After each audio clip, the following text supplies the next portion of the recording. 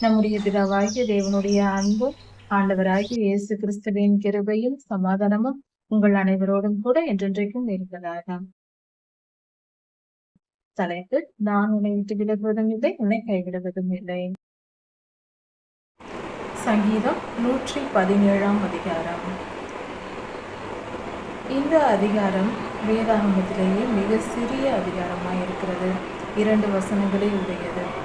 ஆனால் கர்த்தர் இதில் மிகப்பெரிய காரியத்தை, ஒரு முக்கியமான காரியத்தை சொல்லியிருக்கிறார். கர்த்தருடைய வார்த்தைகள் மிக மிக அற்புதமானது, வல்லமை உள்ளது. இந்த வசனமும் அப்படிதான். ஜாதிகளே, எல்லோரும் கர்த்தரை துதியுங்கள். இது வேதாகமத்தில் பல பகுதிகளில் இஸ்ரவேலரை குறித்தும் இஸ்ரவேல் ஜனங்களை குறித்தும் அவர்களுக்கென்று கர்த்தர் நியமித்த கட்டளைகள் போன்ற காரியங்கள், பலவிதமான சட்டத்திட்டங்கள் இவைகளெல்லாம் கொடுக்கப்படுகிறது.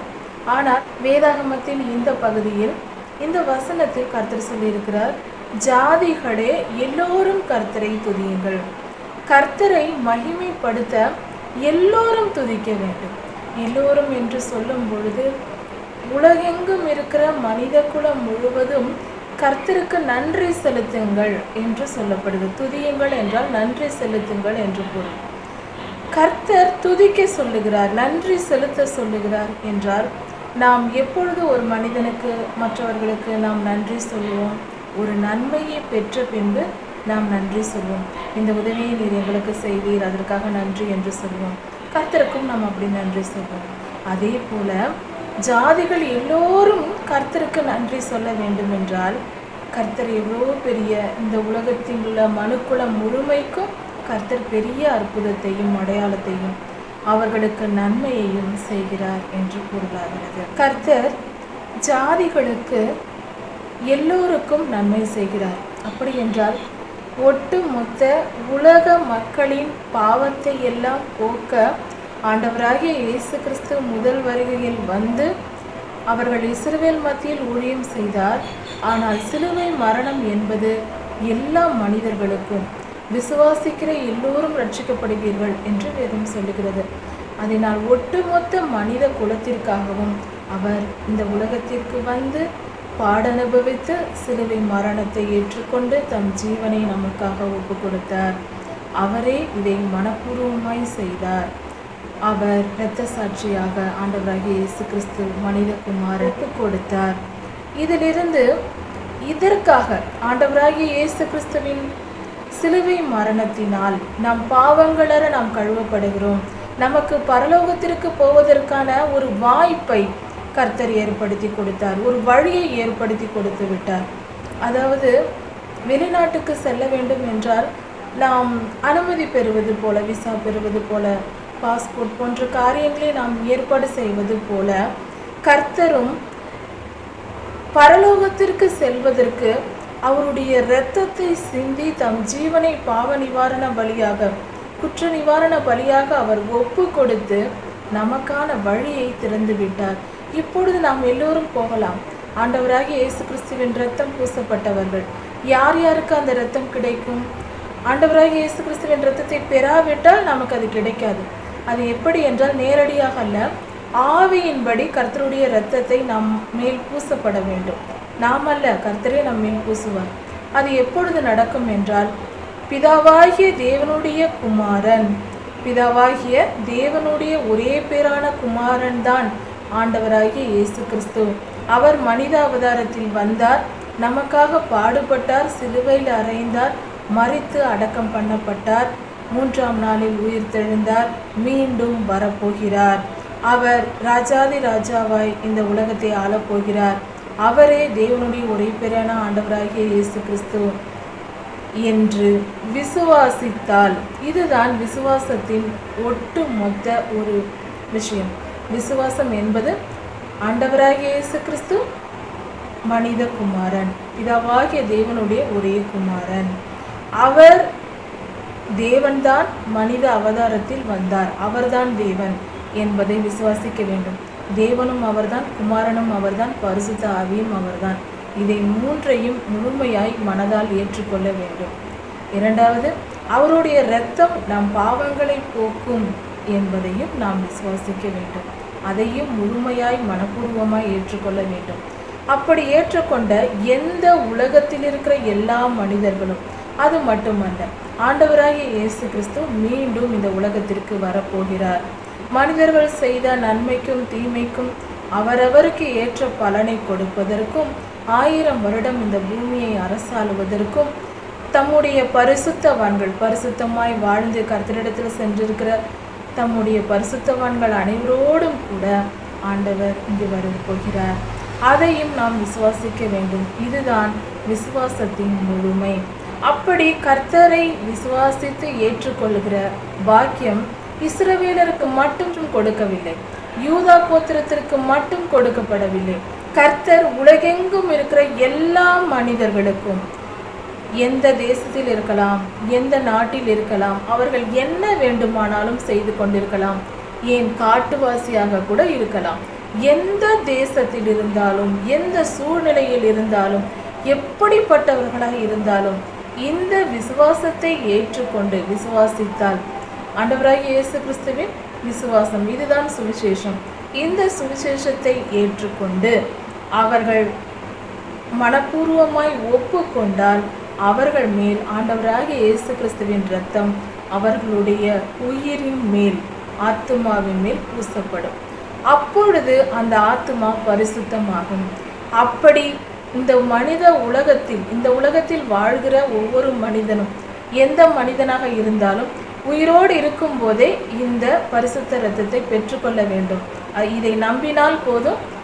ஆண்டவராகிய இயேசு கிறிஸ்துவை நம்பி சுவிசேஷத்தை ஏற்றுக்கொண்டால் அவர்கள் மேல் ஆண்டவராகிய இயேசு கிறிஸ்து அவர் இரத்தத்தை பூசுவார், பரலோகத்திற்கு நம்மை அழைத்து செல்வார். ஆனால் விசுவாசியாதவர்கள், அவர்கள் கிறிஸ்தவ குடும்பத்திலேயே பிறந்திருந்தாலும் அவர்கள் பரலோக ராஜ்யத்திற்கு போக முடியாது. நான் கிறிஸ்தவ குடும்பத்தில் பிறந்திருக்கிறேன், ஞாயிற்றுக்கிழமை ஆராதனை செய்கிறேன் என்று சொன்னாலும் அது நடக்காது. ஏனென்றால் விசுவாசம் இருக்க வேண்டும். விசுவாசித்து அவர்கள் யாராயிருந்தாலும், எந்த தேசம், எந்த இனம், எந்த மொழி, எதுவாக இருந்தாலும் எல்லோருக்கும் விசுவாசம் பொதுவானது. ஆண்டவராகிய இயேசு கிறிஸ்து எல்லோருக்கும் தெய்வம்தான். பிதாவாகிய தேவனை எல்லாரும் தொழுது கொள்ள வேண்டும். எல்லாரும் தொழுது கொள்ளலாம். யாரும் இது எங்கள் தெய்வம், இதை நீங்கள் வணங்கக்கூடாது என்று யாரும் யாரையும் சொல்ல முடியாது. பிதாவாகிய தேவனை வணங்கும் பாக்கியம் நம் எல்லோருக்கும், உலகத்தில் இருக்கிற எல்லா மனிதர்களுக்கும் கொடுக்கப்பட்டிருக்கிறது. யாரும் அதை தடை செய்ய முடியாது. அது எந்த மனிதனும் இவர் எங்கள் தெய்வம், நாங்கள் கிறிஸ்தவர்கள், வேறு யார் வணங்கக்கூடாது என்றெல்லாம் சொல்ல முடியாது. அதற்கான உரிமை யாருக்கும் இல்லை. பிதாவாகிய தேவன் முதல் மனிதனை படைத்தவர். இந்த மனித குலம் முழுவதும் அவருடைய கரத்தின் கிரியைகளில். அப்படி இருக்க அவரை தொழுது கொள்ளும் பாக்கியம் இந்த உலகத்தில் இருக்கிற எல்லோருக்கும் கொடுக்கப்படுகிறது.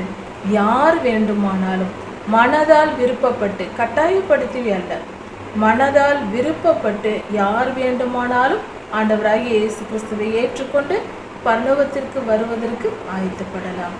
அது முழு உரிமையையும் ஒவ்வொரு மனிதனுக்கும் கர்த்தர் கொடுத்திருக்கிறார். அதை தடை செய்யும் உரிமை எந்த மனிதனுக்கும் கிடையாது.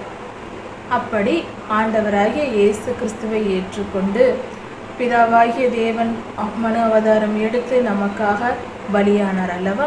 அதற்காக நன்றி செலுத்துங்கள். அதனால்தான், அவர் நமக்காக பலியானதினால்தான் நமக்கு அந்த மீட்பு கிடைத்திருக்கிறது, பரலோகத்திற்கு செல்லும் வாய்ப்பு கிடைத்திருக்கிறது. இல்லை என்றால் நம்மால் போக முடியாது. நரகம்தான் எல்லா மனிதர்களும் போயிருக்க வேண்டும். ஆனால் இப்பொழுது அந்த பாக்கியம் நமக்கு கிடைத்திருக்கிறது. அதற்காக நாம் எல்லோரும் நன்றி செலுத்துவோம். உலகத்தில் இருக்கிற எல்லா ஜனங்களும் நன்றி செலுத்துங்கள். உங்கள் எல்லோருக்கும் கர்த்தர் பரலோகத்தின் வாசலை திறந்து வைத்திருக்கிறார். பரலோகத்தின் வாசல் ஒவ்வொரு மனிதனுக்கும் திறந்திருக்கிறது. எல்லா தேசங்களிலும் இருக்கிற எல்லா மனிதர்களுக்கும் திறந்திருக்கிறது. விரும்பியவர்கள் போகலாம். கர்த்தரை ஏற்றுக்கொண்டவர்கள் அங்கு போய் சேரலாம். ஜனங்களே, எல்லோரும் அவரை போற்றுங்கள். நம்முடைய பிதாவாகிய தேவனை போற்றுங்கள், துதியுங்கள், அவருக்கு மகிமையை செலுத்துங்கள். அவர் நல்லவர், நமக்கு கிருபை செய்திருக்கிறார். அவரை துதித்து போற்றி மகிழுங்கள். அவரே நம் தெய்வம். அவர் நம்மேல் வைத்த கிருபை பெரியது. கிருபை என்றால் அதிக அன்பு மற்றும் இரக்கம். அதாவது எந்த தகுதியும் இல்லை நமக்கு, கர்த்தரிடத்தில் போய் சேருவதற்கு எந்த தகுதியும் இல்லை என்றாலும், நாம் பாவம் செய்திருந்தாலும் பரிசுத்த தெய்வத்தினிடத்தில் போவதற்கு நமக்கு தகுதி இல்லை. எல்லோரும் பாவம், தாயின் வயிற்றில் பிறக்கும் போதே பாவிகள் என்று வேதம் சொல்லுகிறது.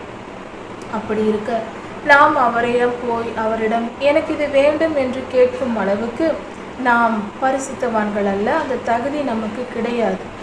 அதனால் கர்த்தர் நம் மேல் இரக்கம் வைக்கிறார். தகுதியற்று இருந்தாலும் சரி, வா, நான் உன்னை மன்னித்து ஏற்றுக்கொள்கிறேன். உன் பாவத்தின் நிமித்தம் நீ என்னிடத்தில் வர முடியாது. ஆனால் உன் பாவங்களை எல்லாம் என் இரத்தத்தை தெளித்து கழுவி சுத்திகரித்து கொள்கிறேன். அதாவது நம் வீட்டில் அழுக்கான ஒரு துணி இருக்கிறது. நாம் உடுத்தும் ஒரு உடை அழுக்காய் இருக்கிறது.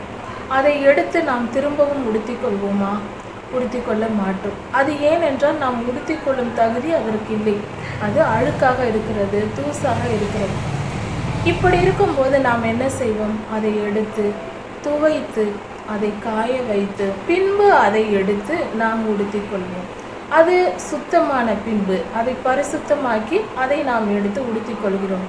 அதுபோல கர்த்தர் பாவம் செய்து ஒவ்வொரு மனிதனும் ஆதாமேவால் பாவம் செய்ததினால் அவர்கள் இரத்தத்தில் பிறந்த எல்லா மனிதர்களும் பாவமாய் இருக்கிறது. அவர்கள் எல்லோருடைய டிஎன்ஏலும் பாவம் செய்யும் அந்த குணாதிசயங்கள் புகுந்து விட்டது. எல்லா டிஎன்ஏலையும் இருக்கிறது. அதாவது ஒரு மனிதன் இந்த உலகத்தில் வரும்போது நற்கிரியைகளை கற்றுக் கொடுக்க வேண்டி இருக்கிறது. ஆனால் தீமையான விஷயங்களை எல்லாம் தானாகவே செய்வார்கள். குழந்தைகளை பாருங்கள், சிறு பிள்ளைகளை செய்யாதே என்று ஒரு காரியத்தை சொன்னால் அதை செய்வார்கள். இப்படி மீறி நடக்க வேண்டும் என்று அந்த பிள்ளைகளுக்கு யார் சொல்லிக் கொடுத்தது? ஒழுங்காக நடக்க சொல்லிக் கொடுக்க தேவையா இருக்கிறது. ஆனால் தவறு செய்ய யாருமே சொல்லித் தருவதில்லை. ஆனால் தானாகவே வருகிறது. அதுதான் அந்த டிஎன்ஏ கோடிங்கில் இருப்பது. நம் பிள்ளைகள் தவறு செய்தால் நாம் கோபப்படுவோம். காரணம், அது கோபப்படவே நம் அர்த்தம் அல்ல. அந்த பிள்ளைகள் தவறு செய்வதற்கு நாமே காரணமாக இருக்கிறோம். நம்முடைய இரத்தத்தில் இருந்து அவர்களுக்கு அந்த டிஎன்ஏ கோடிங் போயிருக்கிறது. இப்படி பாவத்தின் சுபாவம் பிறக்கும் போதே ஒரு குழந்தையிடம் இருக்கிறது. அப்படி இருக்க பெற்றோர்களிடமிருந்து வருகிற அந்த குணாதிசயங்கள் அதில் இருக்கிறது. அதனால் அவைகளை எல்லாம் வேத வசனத்தை தியானிப்பதினாலும் ஜெபிப்பதினாலும் கர்த்தருடைய பிரசன்னத்தில் அமர்ந்திருந்து கர்த்தருக்கு காத்திருக்கும் பொழுதும் அவைகள் எல்லாம் சுத்திகரிக்கப்படும். அதற்காக தான் கர்த்தரிடத்தில் காத்திருக்க வேண்டும் என்று சொல்வது. இப்படி சிறு குழந்தைகள் அப்படி அந்த சுபாவத்தை பெற்றிருப்பதினால் அதை போக்க வேண்டும், அந்த ஆவி சுத்திகரிக்கப்பட வேண்டும் என்றால் அது தானாக நடக்காது. மனிதனால் முடியாது. நம்மை நாமே திருத்திக் கொள்ள முடியாது. நம் ஆவியை சுத்திகரித்து கொள்ள முடியாது. அதற்கு பரிசுத்த இரத்தம் தேவை. பரிசுத்த இரத்தம் என்பது ஆண்டவராகிய இயேசு கிறிஸ்துவின் இரத்தமே. அவர் அதற்காக தான் குற்ற நிவாரண பலியாக இந்த உலகத்திற்கு வந்தார். அவருடைய இரத்தம் நம்மில் பூசப்பட வேண்டும். நாம் மனதார கர்த்தரை நோக்கி, ஆண்டவரே, நான் உம்மை விசுவாசிக்கிறேன். நீர்தான் தேவனுடைய ஒரே பேரான குமாரன். நீர் என் இரட்சகர், நீர் என் மீட்பர். நீர் உம்முடைய திரு இரத்தத்தை எங்களுக்காக சிந்தி எங்கள் பாவங்களை எல்லாம் போக்க நீர் பலியாக வந்தீர். நீர் பலியானீர். அதற்காக நன்றி. அதை நாங்கள் ஏற்றுக்கொள்கிறோம், விசுவாசிக்கிறேன். என்னை சுத்திகரியும். உம்முடைய இரத்தத்தால் என்னை சுத்திகரியும். நான் பரிசுத்தமாகி உம்முடைய பிள்ளையாக உம்மை விசுவாசித்து உம்முடைய ராஜ்யத்தில் உம்மோடு கூட பரலோகத்தில் வாழ விரும்புகிறேன் என்று மனதார சொல்லுகிறவர்கள் யாராயிருந்தாலும் அவர்களுக்கு ஆண்டவருடைய இரத்தம் கிடைக்கும். அவர் அதை நம்மை குணமாக்குவார். ஆனால் வேதவசனம், தியானம், ஜெபம் எல்லாம் நம் ஆத்துமாவை சுத்திகரிப்பதற்கு. ஆவியில் பரிசுத்தம் வந்த பின்பு ஆத்துமாவை அதற்கேற்றபடி நம் மனிதனுடைய முயற்சிகளினால் நாம் போராடிதான் ஆத்துமாவை நாம் திருத்தி கொண்டு வர வேண்டும். நம் மனதை வளைக்க வேண்டும். பழைய பாவத்தின் சுபாவங்களை எல்லாம் விட்டுவிட்டு மனம் திரும்ப வேண்டும். அதை தான் கர்த்தர் ஆண்டவராகிய இயேசு கிறிஸ்து இந்த உலகத்தில் வந்த பொழுது மனம் திரும்புங்கள், பரலோக ராஜ்யம் சமீபமாக இருக்கிறது என்று பிரசங்கித்தார். மனம் திரும்ப வேண்டியது நம்முடைய வேலை. ஆவியை சுத்திகரிப்பது கர்த்தர் சுத்திகரித்தார். நாம் விசுவாசித்ததும் ஆவியை அவர் சுத்திகரித்து விட்டார். நாம் மனம் திரும்பினால் அந்த ஆத்துமா சுத்திகரிக்கப்படும், பரிசுத்தமாக்கப்படும். அப்பொழுதே பரலோகத்திற்கு செல்ல நாம் தகுதியுடையவர்களாய் இருப்போம். ஆவியும் ஆத்துமாவும் ஆவியின் மண்டலத்தில் உள்ளது. அதுதான் கர்த்தருடைய ராஜ்யத்திற்கு செல்லும். அப்பொழுது அது பரிசுத்தமாய் இருக்கும். அதனால் நாம் பரிசுத்தமாய் இருக்க வேண்டும். இப்படி கர்த்தருடைய ரட்சிப்பு என்பது இதுதான். கர்த்தர் நம்மேல் வைத்த கிருபை, அவர் நம்மேல் வைத்த அன்பினாலும் அவர் நமக்கு காட்டின இரக்கத்தினாலும் அவர் இந்த பூமியில் வந்து நமக்காக மரித்தார். அதனால் நாம் நன்மையை பெற்றிருக்கிறோம். அப்படி நன்மையை பெற்று நாம் கர்த்தருக்கு ஸ்தோத்திரம் செலுத்த வேண்டாமா? அவருக்கு நன்றி செலுத்த வேண்டாமா? நன்றி உடையவர்களாய் இருப்போம். கர்த்தருக்கு ஸ்தோத்திரம் செலுத்துவது, அல்லேலூயா சொல்வது, இவையெல்லாம் ஸ்தோத்திர பலி செலுத்துவது போன்ற காரியங்கள் எல்லாம் நன்றி என்ற பொருள். அதாவது நான் நன்றியுடையவளாய் இருக்கிறேன் கர்த்தாவே, நான் நன்றியுடைய மனுஷியாய் இருக்கிறேன் என்று நாம் கர்த்தருக்கு ஒப்பு கொடுப்பது, நாம் நம்மை வெளிப்படுத்துவது, நம் இருதயத்தை வெளிப்படுத்துவது. இப்படி கர்த்தர் நமக்கு செய்த நன்மைகளை நினைத்து நினைத்து நாம் ஸ்தோத்திரம் சொல்லும் பொழுது, நன்றி செலுத்தும் பொழுது அந்த நன்மைகளை நினைக்க பழகி கொள்கிறோம். நம் வாழ்வில் உள்ள நன்மைகளையே நினைத்து நினைத்து ஸ்தோத்திரம் சொல்லி கொண்டிருந்தால் அந்த நன்மைகளையெல்லாம் நினைத்து பழகி கொண்டு அடுத்ததும் நமக்கு நன்மை நடக்கும் என்று, அடுத்த நன்மை நமக்கு என்ன நடக்கப் போகிறது, கர்த்தர் நமக்கு என்ன தருவார் என்ற எதிர்பார்ப்பு வரும். அந்த நன்மையை பற்றியே நம் நினைவுகள் ஓடும். அது விசுவாசத்தை வளர்க்கும். நன்மை நடக்கும் என்கிற விசுவாசம் நமக்குள் வரும். அந்த விசுவாசம் வந்தால் அது ஆவியின் மண்டலத்தின் நிகழ்வாய் இருக்கிறது. அது நன்மையை கொண்டு வரும். இப்படிதான் ஆண்டவராகிய இயேசு கிறிஸ்துவை நாம் விசுவாசித்து ஏற்றுக்கொள்ளும் போது அவர் இரத்தம் நமக்கு கிடைக்கிறது. அதே போல நாம் கர்த்தருக்கு நன்றி செலுத்தும் போது, நன்மைகளை நினைத்து நினைத்து நன்றி செலுத்தும் போது மீண்டும் மீண்டும் நன்மையை பெற நமக்கு விசுவாசம் வருகிறது. அந்த விசுவாசத்தின் நிமித்தம் நன்மைகளை பெற்றுக்கொள்கிறோம். இது கர்த்தர் நியமித்த வழியாக இருக்கிறது. மிக அற்புதமான வழியாக இருக்கிறது. கர்த்தர் எவ்வளவு பெரியவர், ஸ்தோத்திரம் செலுத்து என்று எல்லோரும் சொல்வார்கள். அதன் ஆழம் இதுதான். அதில் என்ன இருக்கிறது? இதுதான் ஸ்தோத்திர பலி செலுத்துவதின் ஆழமான பொருள். இதுதான் கர்த்தருக்கு ஸ்தோத்திரம் செலுத்தி நன்றி நன்றி என்று சொல்லும் பொழுது, கர்த்தாவே, நான் சிறு குழந்தையாயிருக்கும் போது என்னை காப்பாற்றினீர், அதற்காக நன்றி, அதற்காக நன்றி. நான் நோயுற்ற போது என்னை காப்பாற்றினீர், அதற்காக நன்றி. என் வாழ்க்கையில் பற்றாக்குறைகள் ஏற்படும் போது அதையெல்லாம் நிறைவாக்கினீர், நன்றி. கர்த்தாவே, என் வாழ்க்கையில் பிரச்சனைகள் வந்தபோது அதையெல்லாம் நீக்கி போட்டீர், அதற்காக நன்றி என்று நாம் சொல்லிக்கொண்டே வரும்போது நம் வாழ்க்கையில் நடந்த நன்மைகள் எல்லாம் நாம் நினைத்து கொண்டே வருவோம். இப்படி வரும்போது இவ்வளவு நன்மைகளை செய்த கர்த்தர், இத்தனை காலம் செய்தவர், இனியும் நமக்கு செய்வார் என்கிற விசுவாசம் வரும். அப்பொழுது நாம் அந்த நன்மைகளை எதிர்பார்க்க தொடங்குவோம், நன்றி செலுத்த தொடங்குவோம், கர்த்தரை மகிமைப்படுத்துவோம். அந்த விசுவாசமானது மீண்டும் நமக்கு நன்மைகளை பெற்றுக் கொடுக்கும்.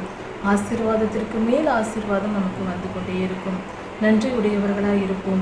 கர்த்தர் செய்த நன்மைகளை மறக்காதவர்களாய் நாம் இருப்போம். எப்பொழுதும் கர்த்தருக்கு ஸ்தோத்திரம் செலுத்தி நன்றி செலுத்தி அவரை துதித்து பாடுவோம். அவர் பெரியவராய் இருக்கிறார், அவர் நல்லவராய் இருக்கிறார். அவரை போல நல்லவர் ஒருவரும் இல்லை. ஆண்டவராகிய இயேசு கிறிஸ்து எல்லா இனத்தாருக்கும், எல்லா ஜனத்தாருக்கும், உலகில் இருக்கிற எல்லா மனிதருக்கும் சொந்தமானவர். அவர் ஒரு இனத்திற்கு மட்டுமல்ல, உலகம் மொத்தத்திற்கும் அவர் சொந்தக்காரர். எல்லா ஜனங்களும் அவரை தொழுது கொள்ளலாம். அந்த உரிமை எல்லோருக்கும் இருக்கிறது. எந்த மனிதன் வேண்டும் என்றாலும், அவர் மனதால் எந்த மனிதன் விரும்பினாலும் ஆண்டவராகிய இயேசு கிறிஸ்துவை ஏற்றுக்கொள்ளலாம். அதை யாரும் கர்த்தரிடத்தில் வரக்கூடாது என்று சொல்லக்கூடாது. கர்த்தரின் நன்மைகளை நினைத்து பார்ப்போம். அவரே ஆண்டவராகிய இயேசு கிறிஸ்து நமக்காக நம் பாவங்களை மன்னிக்க குற்ற நிவாரண பலியாக நம்மேல் வைத்த அன்பினாலும் நம்மை காப்பாற்றுவதற்காக இந்த உலகத்திற்கு வந்தார். நமக்காக அவர் பலியானார். தம்முடைய பரிசுத்த இரத்தத்தை சிந்தினார். அந்த இரத்தத்தினால் நாம் இன்று ஆண்டவராகிய இயேசு கிறிஸ்துவை விசுவாசித்து ஏற்றுக்கொள்ளும் பொழுது, அவரே தேவனுடைய குமாரன் என்று ஏற்றுக்கொள்ளும் பொழுது, நாம் அவருடைய பிள்ளைகளாகி அவருடைய இரத்தத்தை பெற்றுக்கொண்டு பரிசுத்தம் அடைகிறோம். பரலோக ராஜ்யத்திற்கு பெரும் தகுதியையும் பெறுகிறோம். நித்திய ஜீவனையும் சுதந்திரித்துக் கொள்கிறோம். கர்த்தரோடு நம்முடைய வாழ்க்கையின், இந்த உலக வாழ்க்கையின் முடிவில் கர்த்தரோடு போய் சேரும் பாக்கியம் நமக்கு கிடைக்கிறது. பொல்லாத அக்னி கடலுக்கு நாம் தப்புவிக்கப்படுகிறோம்.